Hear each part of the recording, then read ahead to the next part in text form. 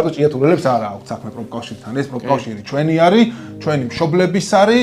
ვინც რუსთაველზე დგას, იმათი არის, მთელი ქვეყნის არის ეს პროფკავშირი. არ არის მარტო ჭიათურელების და იმის ზესტაფონელების. ხო? ეს არის, რა ვიცი, 2x2 4-ის თემა არის რა და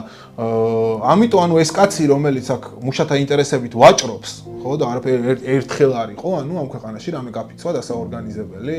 ანუ განგაში ზარები არისო შემოსაკრავი არაფერი არისო გასაკეთე ამდენი წელი არის რომ იქ არის ხო ამიტომ ეს კაცი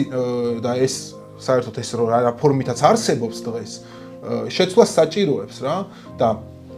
როდესაც ჩვენ ვამბობთ რომ გაფიცვა და ეს რო რჩება რაღაც ტიპის ანუ კარნავალურ ფორმად გაფიცვის და ამასთანავე პროფკავშირის თემა რო არც შემოდის ხო ეს მეტყველებს რაღაც ტიპის გაფიცვების დაბალგონეზე რა ჩვენ უყურებთ აი ამ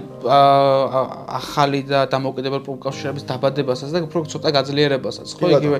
აი ეგ იქნება ძალიან მნიშვნელოვანი რომ ისინი გაძლიერდნენ რაღაცა ალტერნატიული მიზიდულობის ცენტრის შექმნა იმიტომ ეხლა ამ წუთის მდგომარეობაში ხო იმ ყვითელ პროფკავშირის პეტრიაშვილის პროფკავშირის რეფორმის ან რაღაც ცვლილების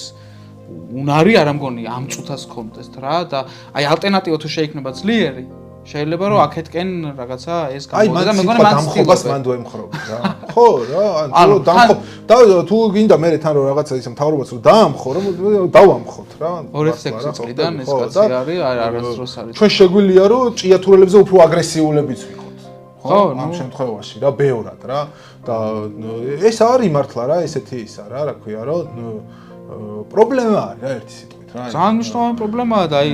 რომ ანუ საყოველთაო გაფიცვა მოკლედ არ ორგანიზდება აი ამის გარეშე რა და ჩვენც ეს ძალიან მნიშვნელოვანი არის არა მხოლოდ ქართულ ოცნებასთან მიმართებაში არამედ მერეც ვინც იქნება მთავრობაში იმასთან მიმართებაშიც და საერთოდ რაც არ უნდა მოხდეს ქვეყანაში